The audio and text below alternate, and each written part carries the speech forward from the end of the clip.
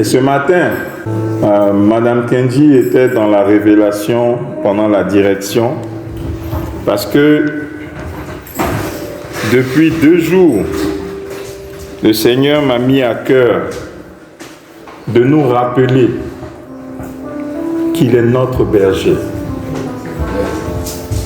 Il est notre berger et il est le bon berger. Psaume 23, verset 1. Alléluia. Nous avons la grâce et le bonheur d'avoir l'Éternel pour berger.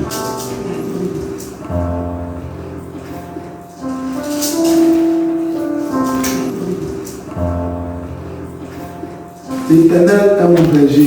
Amen. Je ne manquerai de rien. Amen. On va s'arrêter là. On va juste s'arrêter là. L'Éternel est mon berger. Je ne manquerai de rien. Ah. Qui connaît ce verset? Je sais que tout le monde va lever sa main. Amen. Qui a déjà entendu ce verset? Je sais que nous allons tous lever notre main. Amen. Qui a déjà entendu que l'Éternel est son berger? Maintenant, la question, c'est qu'est-ce que ça veut dire l'Éternel est mon berger? L'autre question, c'est est-ce que je crois? Parce que j'ai appris que l'Éternel est mon berger. Mais est-ce que j'ai reçu cela? Est-ce que je crois que l'Éternel est mon berger? Est-ce que je sais que l'Éternel est mon berger? Est-ce que je suis convaincu que l'Éternel est mon berger? Amen. Vous savez, une chose est d'avoir une information. Et une autre chose est de posséder l'information, de s'approprier l'information et d'agir en fonction de l'information. C'est comme les droits. Il y a des informations sur les droits que nous avons. Amen. Je prends un exemple. Les droits de la femme dans son foyer. Le mari n'a pas le droit de battre sa femme. Et de plus en plus, les gens communiquent cela. Les gens parlent de cela. Les gens disent non, ne vous laissez pas battre par vos époux. Mais combien sont les femmes qui sont battues par leurs époux et qui n'osent pas faire intervenir leurs droits, c'est-à-dire la loi?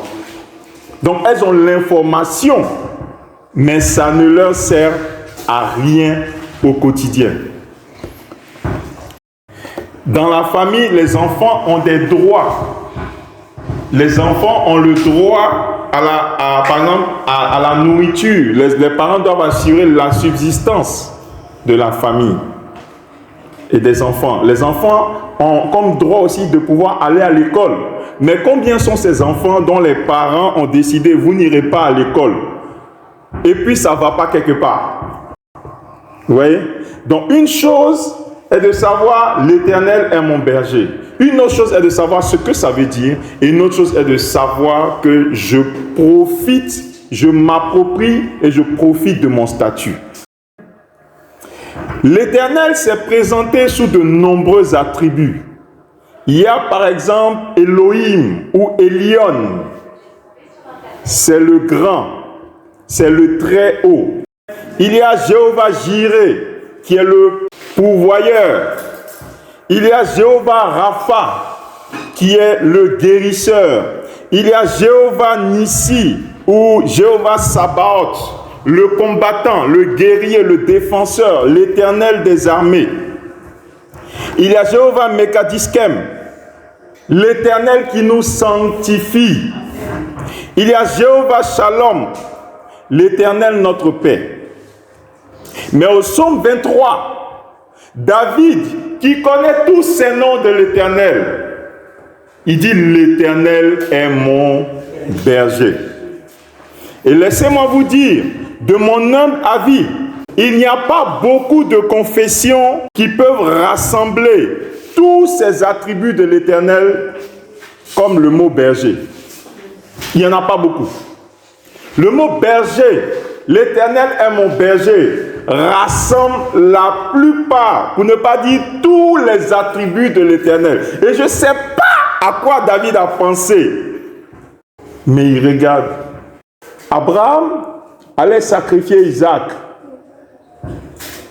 Et Isaac dit, mais papa, mais voici le bois, voici tant, mais et le mouton de sacrifice, et le bélier. Abraham dit, sur la montagne, l'Éternel pourvoira. Et l'Éternel a pourvu. C'était Jéhovah Jireh. C'est un nom puissant, l'Éternel pourvoyeur. Mais David, il n'a pas cherché un mot extraordinaire. Il a regardé, il dit berger. Et vous ne pouvez pas comprendre à quel point ce mot rassemble le pourvoyeur, le défenseur, le guerrier, le guérisseur, celui qui sanctifie. Écoutez, quand David dit l'Éternel est mon berger, il y a une profondeur dans cette confession. Le Saint-Esprit veut que nous partagions ça aujourd'hui. Normalement, quand il a dit Psaume 23, l'Éternel est mon berger, on peut mettre point final. C'est tout le Psaume 23. Parce que tout ce qu'il a dit plus bas n'est que le développement de cette première phrase. Tout ce qu'il a développé là, ce n'est pas le complément, c'est juste le développement. Tout est dans mon berger. Vous savez, il y a berger et puis il y a berger. Jésus nous a révélé qu'il y a deux catégories de bergers. Il y a le bon berger et il y a le mercenaire. Jésus nous a appris ça. C'est quoi un berger? Un berger est différent d'un éleveur d'abord. Il est différent du mercenaire, il est différent de l'éleveur. L'éleveur entretient et nourrit un parc animalier. Il veille à la croissance jusqu'à maturité, jusqu'à ce que les animaux soient bons, soit pour l'abattage, soit pour la vente. L'éleveur, c'est quelqu'un qui pratique l'élevage, et ça c'est évident. L'éleveur opère dans un espace défini, limité, un espace, on peut dire un enclos. L'éleveur a pour objectif de faire croître au mieux son troupeau, au mieux. Il soigne, il regarde les maladies, il s'assure que le troupeau a la nourriture, tout ça. Il fait ça au mieux. Sa finalité, c'est de vendre les bêtes les plus grasses au meilleur prix. C'est ce que fait l'éleveur. Dans certains aspects de sa mission, l'éleveur se rapproche du berger. Mais un éleveur n'est pas un berger. Non. Laissez-moi vous dire, la réputation de l'éleveur repose sur la taille et le poids des bêtes qu'il vend. C'est ça. Quand on dit un bon éleveur, on regarde la taille, ces bêtes sont bien dodues et puis il y a beaucoup de troupeaux dedans. Ça, on dit ça, c'est un bon éleveur. Les bêtes se reproduisent facilement parce qu'elles sont dans de bonnes conditions. C'est un bon éleveur. Au moment de l'abattage ou au moment de la vente, on dit, ouais, toi, tu es parti avec 2 bêtes, tu t'es retrouvé avec 2000 bêtes. Tu es un champion. Mais laissez-moi vous dire sur quoi repose la réputation du berger. La réputation du berger repose sur sa capacité à ramener le troupeau sain et sauf. C'est-à-dire, on juge un éleveur lorsque, à la fin du schéma, il a présenté des bêtes bien dodues, bien nombreuses. Et il a fait un bon chiffre d'affaires. Le berger, son travail commence à quel moment? On lui confie des brebis. On dit, va te promener avec elles. Reviens avec elles. Sur quoi on va te juger? Pas sur ce qu'on va vendre. Mais là, le premier critère de jugement, tu es parti avec 100 brebis, reviens au moins avec 100 brebis. Saine et sauve. La réputation du berger est entachée s'il a perdu une bête. Même si pendant le voyage qui parfois dure des mois, il peut arriver qu'il y a des bêtes qui mettent bas. Il peut arriver que 10 brebis mettent bas, chacune 4. Ça fait 40. Quand il est parti avec 100, il est revenu avec 138 au lieu de 140. Laissez-moi vous dire, on ne va pas le féliciter parce qu'il envoie 38 de plus. On va demander les deux là. Qu'est-ce qui leur est arrivé? Si c'est 2 petits qui n'ont pas tenu, il n'y a pas de problème. Mais si c'est 2 adultes que le loup ou les voleurs ont pris, on te juge mal sur cette base. Donc, ta réputation dépend de comment tu protèges les brebis qu'on te donne. D'abord. Ensuite aussi, il y a deuxième élément maintenant, tu les envoies au complet. Peut-être tu as ajouté dessus. Mais au moins, celles avec qui tu es parti là, il n'y a pas une qui est perdue. Maintenant, est-ce qu'elles sont un peu grosses ou bien elles sont plus minces? Si elles sont plus minces, on dit que tu n'as pas trouvé pour elles de vert pâturage. Là aussi, on te juge dessus. Donc, tu dois ramener ton cheptel sain et sauf, plus épanoui, en meilleure santé, et maintenant, si possible, plus nombreux. On ne demande pas à un berger de multiplier le troupeau. Mais s'il le fait, si ça se passe pendant son voyage, tant mieux. Par contre, l'éleveur, lui, doit multiplier le troupeau. Alors, en clair et en un mot, la réputation du berger est engagée quand il lui arrive de perdre une seule bête. Alors que l'éleveur, il peut avoir perdu 10 bêtes et puis il y a eu peut-être 50 nouveaux-nés. À la fin du compte, là, on regarde, on dit ton truc est plus, il n'y a plus de... On ne va pas te demander, ouais, pourquoi tu as perdu les 10 bêtes? Si elles sont tombées malades. On peut te demander ça, mais on ne te juge pas vraiment dessus. David n'a pas dit que l'Éternel est mon éleveur. Mais bien aimé, beaucoup de chrétiens prennent l'Éternel comme un éleveur. Beaucoup d'entre nous, nous pensons que l'Éternel est un éleveur. C'est-à-dire que nous sommes un troupeau, nous sommes dans un endroit. L'essentiel à la fin du compte, c'est combien on est, comment on a grossi. Le reste là, est-ce qu'on est en danger, est-ce qu'on n'est pas en danger, ça c'est pas le problème de l'Éternel. Du coup, quand il y a un danger qui se présente, on pense qu'on est seul. On prend l'Éternel pour un éleveur. Bien aimé, qu'est-ce qu'un berger? Un berger, c'est quelqu'un qui garde son troupeau et le fait paître. J'ai défini 4 caractéristiques du berger. Il y en a peut-être plus. Un berger, c'est un guide. C'est la première chose. Sa mission est de conduire le troupeau vers de verts pâturages. C'est-à-dire que c'est lui le berger. Écoutez. C'est lui le berger qui connaît les verts pâturages. C'est qui? Qui connaît les verts pâturages? Amen. Vous voyez, quand un chasseur va à la chasse, il va généralement avec un chien, à moins qu'il soit sorcier. Ouais. Il y a des chasseurs sorciers, ils vont la nuit seuls, ils font 3 jours, 3 nuits en brousse, ils reviennent avec du gibier. Mais sinon, un chasseur comme vous et moi, on va toujours avec un chien. Pourquoi? Parce que le chasseur compte sur le flair du chien. C'est le chien qui peut savoir qu'il y a un animal qui est caché quelque part là, à peut-être 2 km. Donc, lorsque le chasseur va à la chasse, il laisse le chien aller en avant. Il se laisse guider par le chien. Si le chien va là, le chasseur ne dit pas, hey, viens ici. Non, là où le chien va, c'est là-bas que le chasseur va. Pourquoi? Parce que c'est le chien qui sait où on peut trouver le gibier. Amen. Donc, il laisse le chien aller en avant. Parfois, le chien court. Ou bien s'il est un peu paresseux, il l'attache avec une laisse. Et puis maintenant, il suit le chien. Ça, c'est le chasseur. Quand le chien a trouvé le gibier, parfois le chien le tue, parfois le chasseur vient le tuer. Mais dans tous les cas, lorsqu'on revient au village, à qui revient la gloire? Au chasseur. Mais qui a trouvé le gibier? Amen. David n'a pas dit que l'Éternel est un chasseur. Il n'a pas dit l'Éternel est un éleveur. Il n'a pas dit l'Éternel est un chasseur. David dit l'Éternel est mon berger. Le berger est différent du chasseur. Le berger ne place pas devant lui le doyen des moutons pour dire, toi tu es habitué à brouter, tu connais où se trouve l'herbe. Non, le berger passe devant parce que c'est lui qui connaît où sont les verts pâturages. À bon entendeur. Bien-aimés, souvent nous pensons que l'Éternel est un chasseur et puis nous sommes les chiens. Nous on sait où sont les pâturages. Donc on court et puis l'Éternel n'a qu'à nous suivre. C'est vrai, hein? Moi je sais que c'est là-bas mon bonheur. Je cours quand quelqu'un, Seigneur, suis-moi. Si elle m'aurait tapé pour te dire, Seigneur, mais pourquoi tu ne vas pas protéger? Mais je ne l'ai pas suivi. Je lui ai dit de me suivre. Comme un chien dit au chasseur, suis-moi. Mais l'Éternel n'est pas un chasseur. L'Éternel est un berger. Il est mon berger. C'est lui qui sait où se trouve mon pâturage. Amen. Le berger, deuxième point, c'est un gestionnaire. Le berger gère le pâturage. Il arrive que le berger te conduise dans les verts pâturages. Maintenant, il regarde. Tout est là, c'est versé comme ça. Mais il cantonne les brebis dans un endroit précis.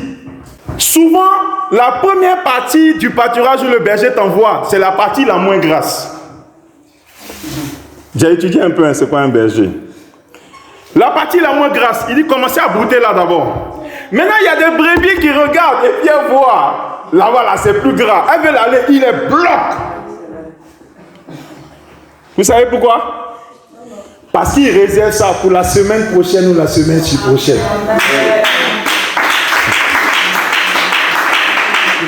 Amen. C'est pas le moment. Amen. Il les bloque avec son bâton, il les tape. Jésus qui a dit, mais voilà le verre pâturage. Il dit, c'est pas maintenant. Mais il y a une autre chose qu'il fait, c'est que pendant que vous êtes en train de brouter, il surveille. Lorsque vous atteignez une masse critique, c'est-à-dire que maintenant, là, il reste un peu, vous allez tout raser. Maintenant, il vous déplace. Il vous déplace un peu. Allez, ici, là, vous avez trop brouté, il ne faut pas tout enlever. Il vous déplace un peu, il faut aller dans un autre endroit. Jusqu'à ce que progressivement, la semaine prochaine, maintenant, ils vous envoient dans la partie la plus grasse. Bien-aimé, l'Éternel est mon berger. C'est ce que l'Éternel fait pour nous. Parfois, nous voyons des bénédictions. On veut sauter dessus. Et puis, on est frustré parce qu'on a l'impression que le Seigneur ne nous a pas permis. C'est parce que ce n'est pas le moment. Il réserve ça. Et quand il voit que maintenant, ici, là, tu as trop profité, il te déplace un peu, mais il ne t'amène pas où tu as vu le plus gras. C'est progressivement. Vous savez, par exemple, je regarde, comprenant que j'écrivais ça, et le Seigneur m'a ramené sur un passage pour me montrer que c'est vraiment lui qui conduit son église. Regardez, en Actes, au début de l'église, la Bible dit, quand Pierre a prêché, les gens étaient touchés. Les gens se sont convertis et progressivement, les gens se joignaient aux chrétiens. Et ils sont devenus 3000 et ainsi de suite. Et ils vivaient en communion fraternelle. C'était la vie parfaite. Les plus riches vendaient leurs biens et partageaient de sorte que personne dans l'assemblée ne manque de quoi que ce soit. C'était chic. C'était chic. Amen. Maintenant, Acte 8, verset 1. L'Éternel envoie la persécution. Parce que quand il partait là, il dit, vous allez prêcher à commencer par Jérusalem, puis la Samarie, puis le reste du monde. Les gars sont là, ils sont en communion fraternelle, c'est chic, ils deviennent de plus en plus nombreux, ils ne bougent pas de Jérusalem. Le Seigneur a envoyé la persécution. Amen. Acte 8, verset 1, et puis verset 4 et 5, vous verrez. La Bible dit, verset 1, Paul avait approuvé le meurtre d'Étienne. Il y eut ce jour-là une grande persécution contre l'église de Jérusalem. Et tous, excepté les apôtres, se dispersèrent dans les contrées de la Judée et de la Samarie. Et le verset 4 dit, ceux qui avaient été dispersés allaient de lieu en lieu, annonçant la bonne nouvelle de la parole. Verset 5, Philippe étant descendu dans la ville de Samarie, prêcha Christ. Vous voyez, s'ils n'avaient pas été dispersés, ils n'allaient pas annoncer la parole de lieu en lieu. Parce ils sont tombés dans la partie grasse, ils veulent bouffer toute l'herbe, ça va finir. Jésus dit non. Persécution, bougez. Parfois, il nous arrive des persécutions qui nous font bouger. Il nous arrive des situations qui nous obligent à bouger. C'est le berger. Chez nous, un chrétien, un enfant de Dieu, il n'y a pas de hasard. Nous ne sommes pas les fils du hasard, nous ne sommes pas les fils de la chance. Tout ce qui nous arrive, c'est le berger qui prend sa houlette et son bâton et qui nous pique, et puis on pique. Tout, je vous dis, tout.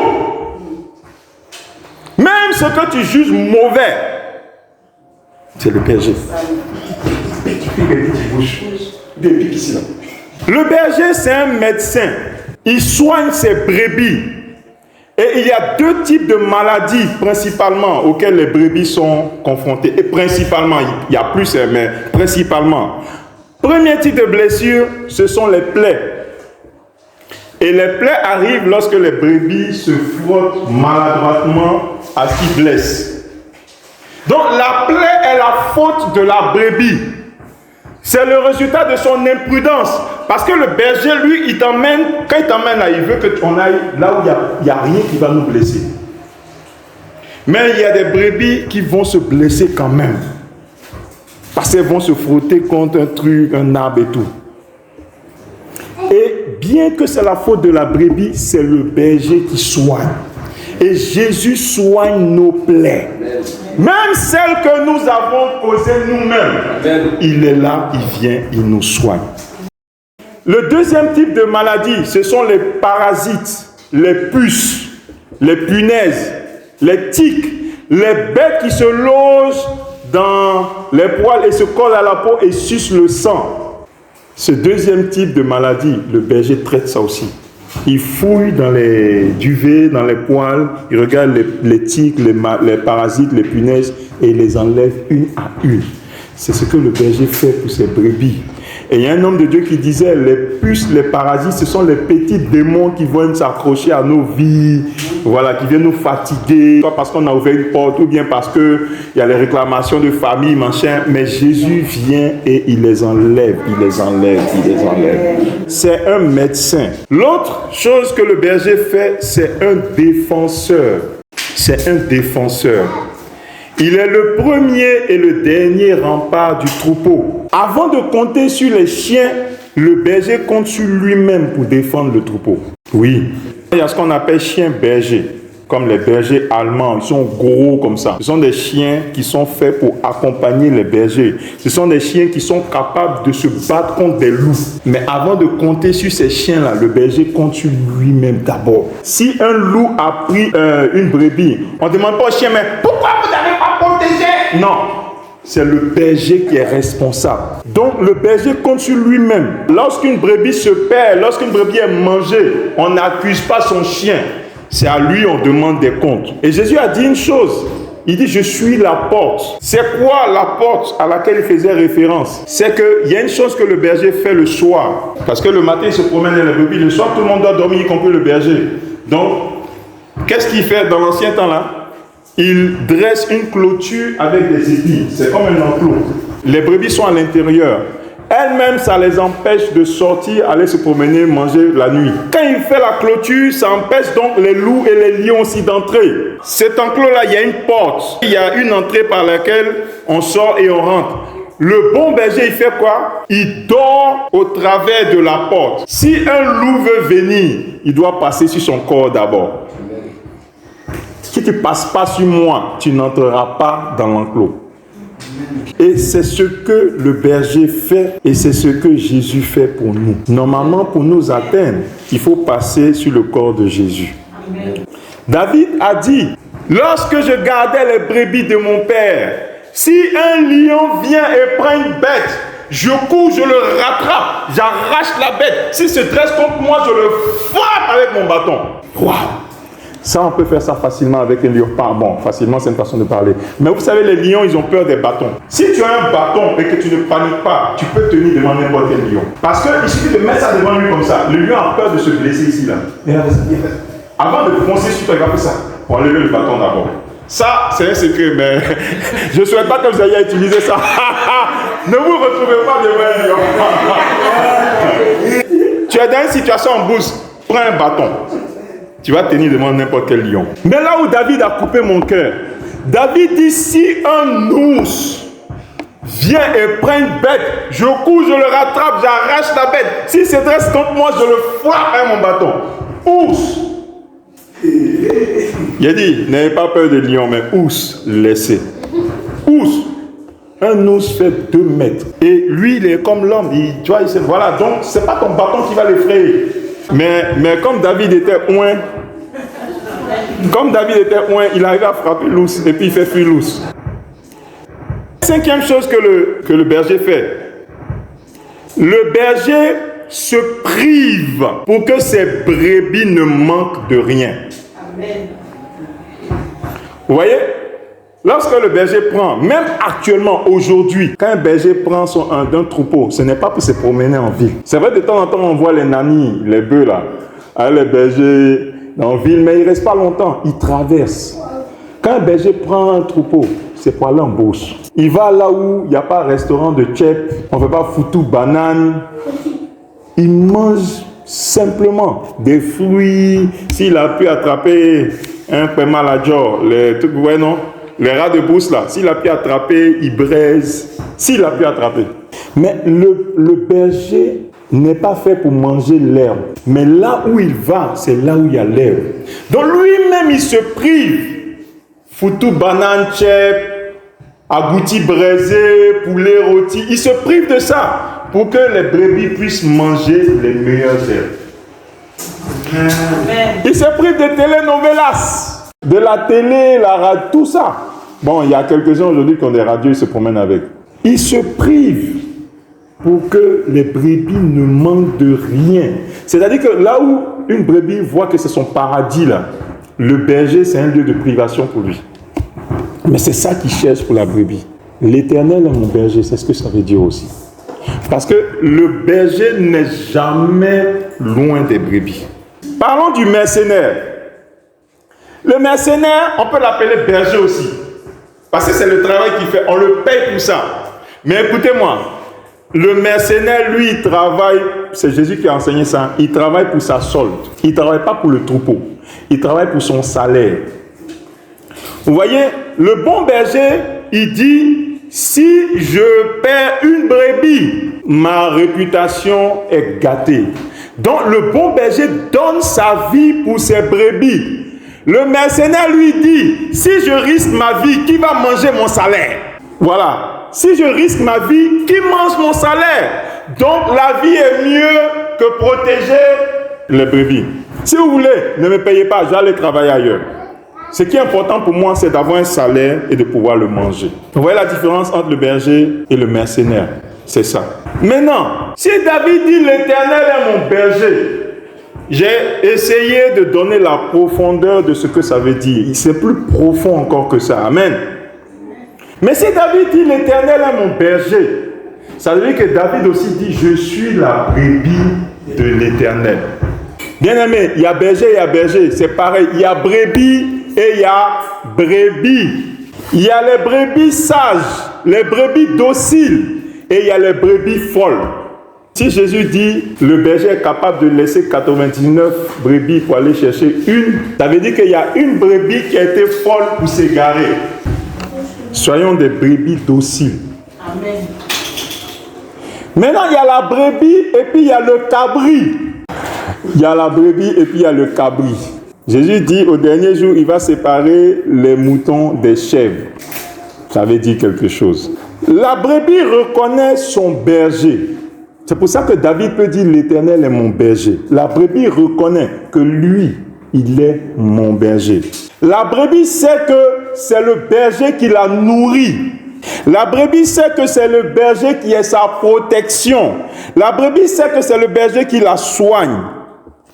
Lorsqu'il y a un danger, les brebis font deux choses. La première chose qu'elles font, elles se rassemblent, elles se resserrent. Elles essaient de former un corps. Parce que c'est facile pour un lion d'attaquer une brebis isolée. Mais lorsqu'ils sont ensemble, lui-même sa vie est brouillée. Donc sa tactique, c'est d'effrayer et de regarder les brebis qui s'éloignent. C'est elles qui l'attaquent. Première chose que les brebis font, elles font un corps, elles se resserrent. Deuxième chose qu'elles font, systématiquement, elles se resserrent autour du berger. Pas loin du berger, autour du berger. Parce que normalement, le bon berger n'est jamais loin de ses brebis. Donc, quand elles se resserrent, elles font un bloc autour du berger. C'est les deux choses que les brebis font. Le cabri, lui, c'est un individualiste. Est-ce que vous avez déjà vu quelqu'un balader un troupeau de cabris? Le cabri fait des choses qu'une brebis ne peut pas faire. Le cabri peut grimper à un arbre comme jamais aucune brebis ne peut le faire. Le cabri peut se retrouver au-dessus de cette clôture qui est là. Tu as te demandé comment il est monté. Le cabri fait des choses extraordinaires, mais individualistes. Les brebis ne sont pas aussi dégourdis que les cabris. Non. Le cabri est débrouillard. Il cherche sa nourriture lui-même.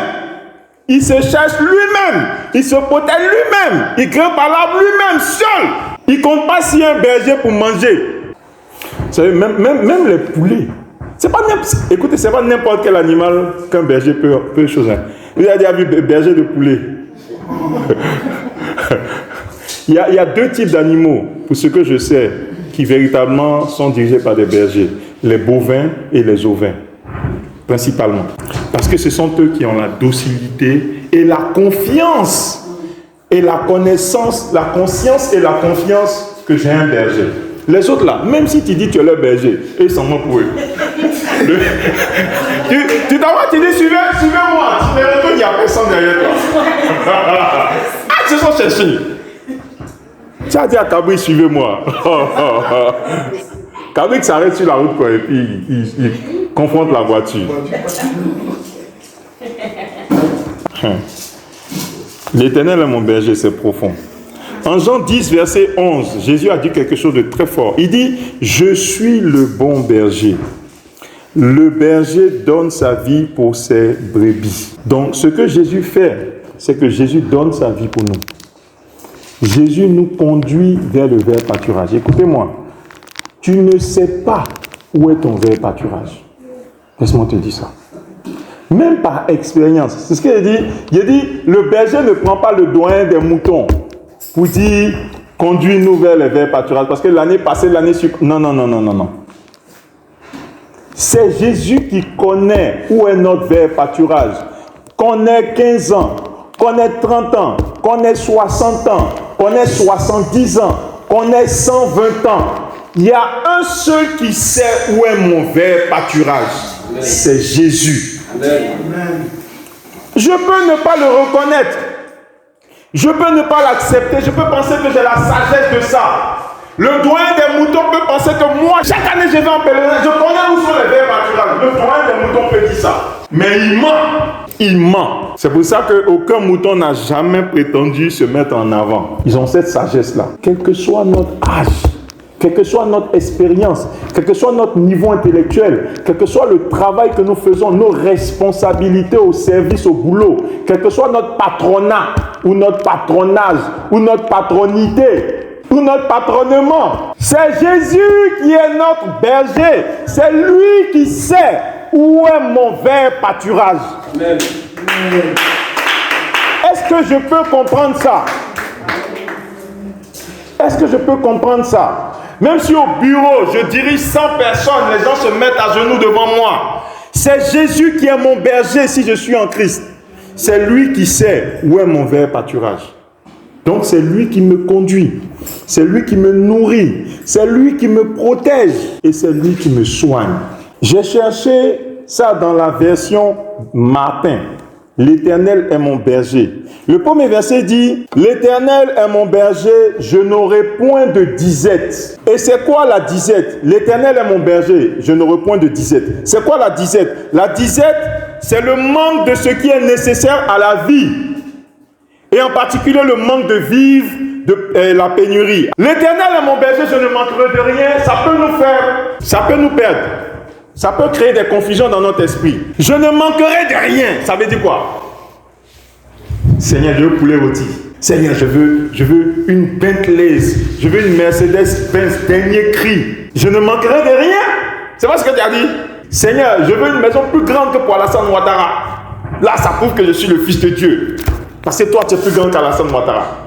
Mais quand on regarde, la Bible dit, je n'aurai point de disette. L'Éternel est mon berger, je ne manquerai rien. Tu peux penser que tu es la fille de Onassis. Quand j'étais petit, on m'a raconté l'histoire de Onassis. C'est un grec, un armateur grec. Onassis a été pendant des années l'homme le plus riche de la terre. Onassis a épousé la femme de, comment on appelle, Kennedy. Jackie Kennedy, quand il est mort, c'est Onassis qui l'a épousé. Laissez-moi vous dire comment il est riche. La femme du président des États-Unis, l'un des présidents les plus aimés des Américains, lui, il a épousé Jacqueline. Elle est devenue Jacqueline Onassis. C'est pour vous dire combien il est riche. On m'a raconté l'histoire de sa fille. On dit, sa fille, elle était petite. Elle a vu une poupée. Mon cher, elle dit, papa, je veux une poupée. Il a payé le magasin de la poupée, des poupées. Il dit, voilà, tout est pour toi. Elle est allée à l'école, le chauffeur l'a déposé. Mon cher, elle a vu un enfant venir à bicyclette. C'est quoi ça? On dit c'est une bicyclette. Papa, j'avais une bicyclette. Il allait payer une usine de bicyclettes. Usine de bicyclettes. Il dit tout ça c'est pour toi. Laissez-moi vous dire, quand elle est devenue adolescente, elle a voulu se suicider. Elle n'avait pas goût à la vie. Parce qu'elle ne connaît pas ce qu'on appelle le manque. Tout ce qu'elle demande, son papa, il paye l'usine. La vie n'était plus intéressante pour elle. Elle voulait se suicider. Voilà quelqu'un, on peut dire, elle ne manque de rien. C'est pas ça. Elle ne connaît pas le manque même.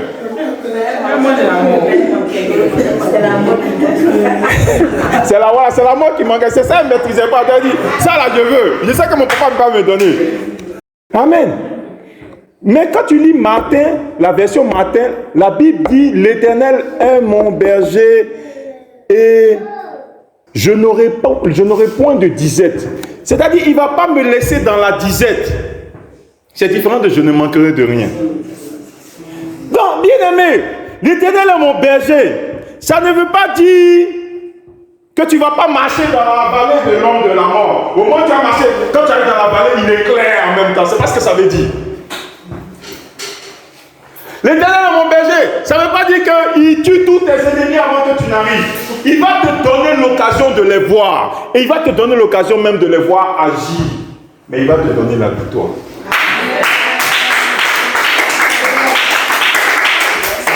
Alors, cesse de pleurer. Tu dis à mon papa. Et puis là, il m'a insulté. Et puis il est encore en vie. Seigneur, pourquoi tu ne l'as pas frappé? Pourquoi tu n'as pas frappé à la foudre? Et elle est là. Et comment il m'a parlé, mon patron. Toi, tu dis, c'est ta fille. Et comment mon patron m'a parlé. Et puis, il n'a pas eu mal au pied. Bien-aimé, l'Éternel est mon berger. Il ne fait pas de nous des enfants gâtés. Il dit, il va nous éviter la disette. Mais nous allons voir nos ennemis. Seulement, il dit, devant eux, il va dresser une table. Nous allons marcher dans la vallée de l'ombre de la mort. La mort va nous lécher. Mais il ne va pas lui permettre de nous avaler. Amen. Ce matin, quand le Seigneur parle de ça, il veut parler à quelqu'un en particulier. Amen. Amen. L'Éternel dit de dire à quelqu'un, je suis ton berger. Et je suis le bon berger.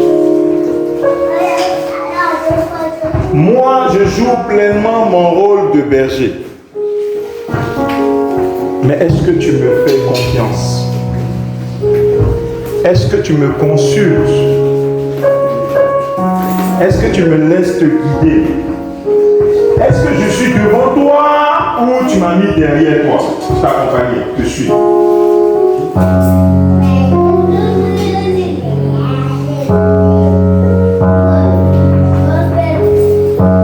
Tu sais, tu peux savoir si l'Éternel est ton berger dans ta réaction face au danger. Si face au danger, tu te sens seul, juste ça, tu te sens seul, où tu as l'impression même que l'Éternel est loin de toi, ce qui n'est pas pour toi ton berger.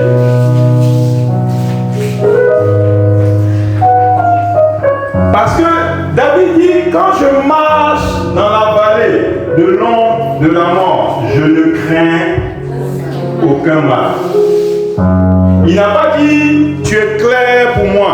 Il n'a pas dit, tu me soulèves. Il dit, moi-même, comme je sais que tu es mon berger, je marche, je suis dans la vallée de l'ombre de la mort. C'est-à-dire, je sens l'ombre de la mort, je sens la mort me lécher. De quoi il parlait? Il parlait de toutes ces fois où on l'a poursuivi, où son adversaire est sur un flanc de montagne et puis lui il est sur l'autre flanc. Il parle de ces fois où il s'est caché dans une caverne et le roi est venu jusque dans la caverne où il était caché. Mais le roi l'a pas vu. Il parle de ces fois où les adversaires qui voulaient le tuer l'ont même encerclé. Et il a fait comme s'il était fou. Et, j'ai envie de dire, bêtes ils ont cru qu'il est fou. L'homme que vous poursuivez depuis des années, vous l'avez enfin. Il fait comme s'il est fou. Et puis vous croyez. Mais en fait, ils ne sont pas bêtes. C'est l'Éternel qui a voilé leur intelligence. Donc tu es en face d'eux. Ils ont le pouvoir de te tuer. Et ils ont tendu la flèche comme ça. Et le Saint-Esprit a mis dans ta tête, tu fais comme si tu es fou. Et puis eux, ils commencent à se moquer, puis ils s'en vont. La vallée de l'ombre de la mort, c'est ça. David est passé par tout ça.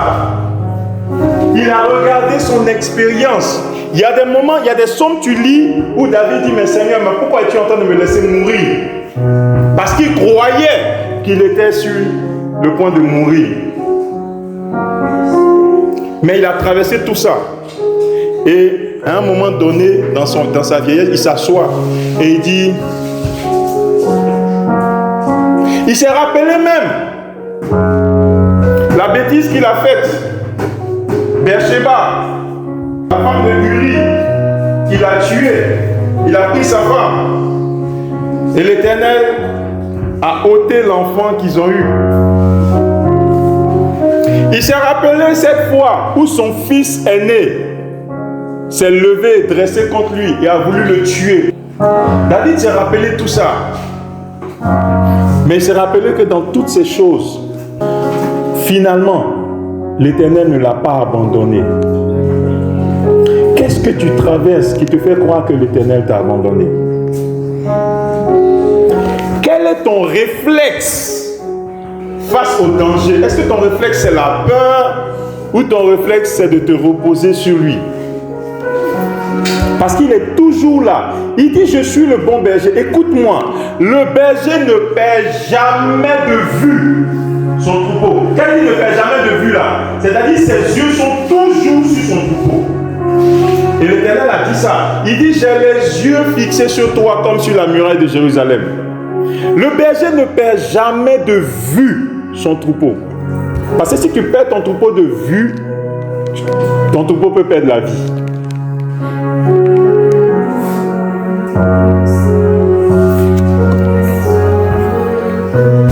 L'Éternel est mon berger, ça veut dire que mes choix, en vérité, sont les choix de l'Éternel. Moi-même, je ne fais pas de choix parce que je ne connais pas ce qui est bon pour moi. Je ne connais pas le vrai pâturage.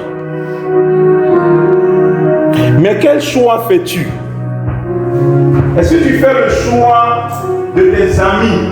Est-ce que tu fais le choix de ta génération? Est-ce que tu fais le choix qui est à la mode? Tous mes gars au quartier ont des go, donc moi, il doit avoir un go. Tous mes amis ont leur petit ami. Moi, je dois avoir mon petit ami.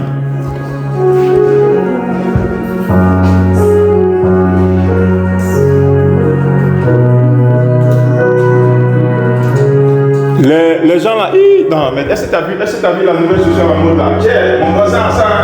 Ah, c'est moi je dois voler. Moi s'il faut voler pour payer ça, je vais voler pour payer ça. Si tu es un enfant de Dieu, laisse-moi te dire, même tes blessures, l'Éternel va les soigner. Mais ça va te blesser quand même. Tes choix. Ouais, les mauvais choix, ça blesse. Ça blesse, je vous dis, ça blesse. Demandez à David, ça blesse. L'Éternel est mon berger, mais les plaies que David a essuyées, les plaies, son royaume a été divisé. Ses enfants étaient s'entre-déchiraient, prêts à se tuer les uns les autres. Son propre fils est allé avec lui, sa femme. Est-ce que vous pouvez imaginer ça pour un père? Le fils que tu as mis au monde va avec ta concubine. Est-ce que vous pouvez imaginer quel échec c'est? Mais c'est une plaie juste. C'est-à-dire, le Seigneur a soigné, mais c'est l'a blessé quand même. Et c'est une plaie qu'il a emportée jusque dans sa tombe. L'Éternel est mon berger. Je veux demander à quelqu'un ce matin solennellement d'accepter de se laisser conduire par le Seigneur. Amen. Je le dis parce que nous, notre génération de chrétiens, on se connaît. On se connaît. Amen. On est trop hier. Internet nous apprend trop de choses. Donc souvent on n'a pas le temps. Jésus il va à pied alors qu'Internet ça file dans les airs. Laisse-toi guider dans tes choix par le Seigneur. Ce n'est pas une question de mode. Ce n'est pas la mode qui va t'aider. La mode ne connaît pas les verts pâturages. Je vous ai dit, le berger peut voir les pâturages plus gras, mais il maintient le troupeau là où c'est moins gras, parce qu'il pense à la semaine prochaine ou la semaine prochaine. Il sait ce qu'il fait, c'est un gestionnaire. Ce matin, le Seigneur veut te faire comprendre. Fais-moi confiance. Fais-moi confiance. Je ne suis pas un éleveur. Je ne donne pas à manger en attendant que les bêtes grandissent. Je suis un berger. Je ne suis pas un éleveur. Je suis un berger. Je ne suis pas un éleveur. Je suis un berger. L'éleveur, il élève les trucs en tas. Vous êtes en tas, vous êtes là. Wow. Vous êtes en tas. Vous êtes là, versé, wow. Et puis vous grandissez. Si un meurt, on le remplace. On s'assure que les bêtes mettent, les femelles mettent bas, ainsi de suite, et voilà. Je ne suis pas un éleveur. Je suis un berger. Je suis le bon berger. Vous n'allez pas voir un éleveur donner sa vie pour ses brebis. Vous n'allez pas voir ça. Un éleveur donner sa vie pour ses brebis.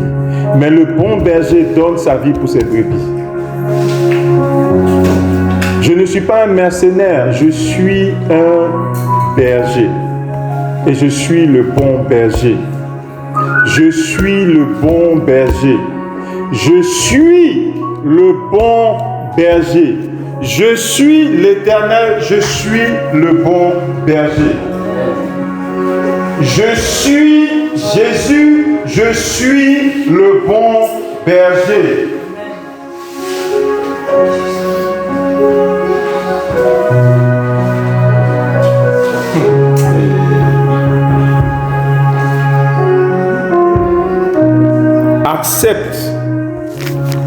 Accepte ma directive. Consulte-moi avant de faire tes choix. J'ai un plan pour ta vie. Tu ne vis pas au hasard. J'ai un plan pour ta vie. J'ai un plan pour la semaine prochaine. J'ai un plan pour le mois prochain. J'ai un plan pour toi pour l'année prochaine.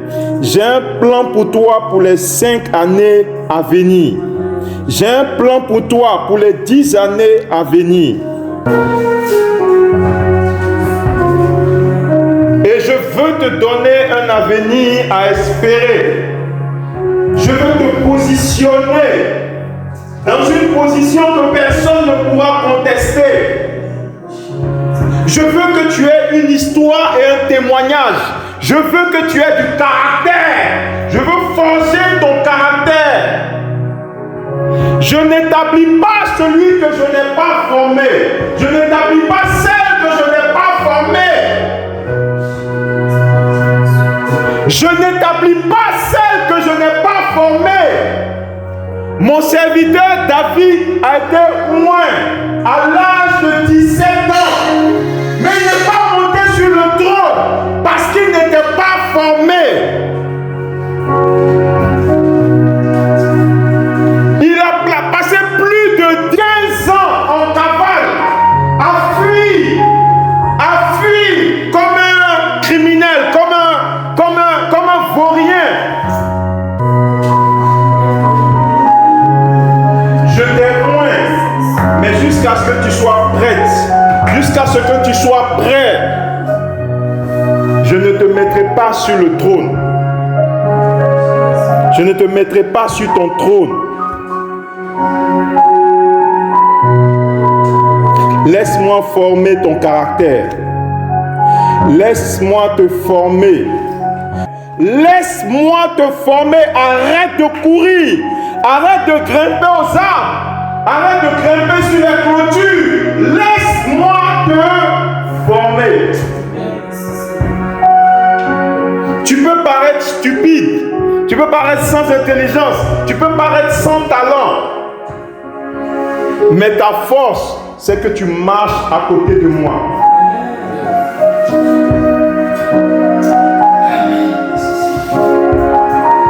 Laisse-moi. Je suis l'Éternel. Je suis dans ta vie. Je suis dans ta vie. Chaque instant, laisse-moi te former. Je suis le bon berger. Je donne ma vie pour mes brebis. Et si je donne ma vie pour mes brebis, il n'y a rien que je puisse refuser pour mes brebis.